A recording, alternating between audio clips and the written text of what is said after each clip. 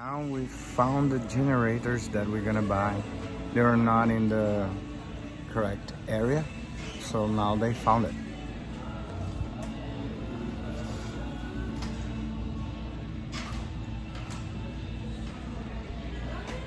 It helped me a lot, and we got the generators. It's right here.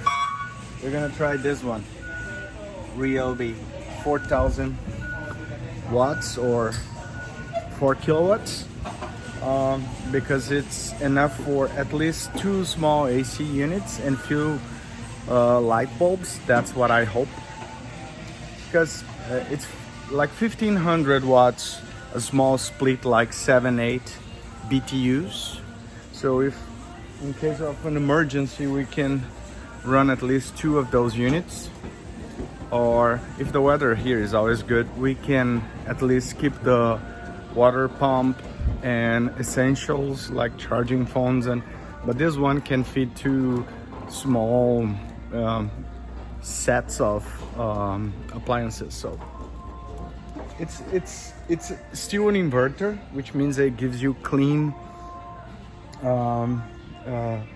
current, because first it converts the electricity into DC, then it throws stabilized to AC, and then it sends it to you. It's not dirty voltage, how people say when you just generate without conversion, so you have spikes and can burn sensitive equipment. This one, it's not that quiet, but it can run up to 10-11 hours with one tank that is like 3 gallons or so, a little bit less.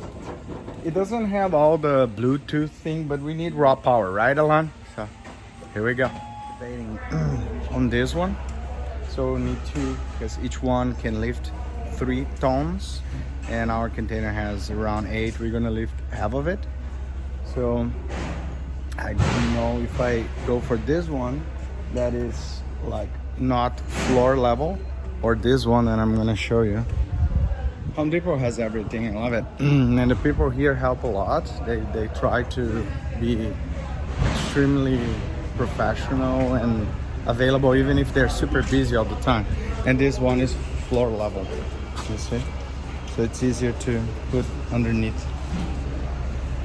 I will need to check the containers to see how much room I have, then I decide which one. That's the view, guys. Amazing, right?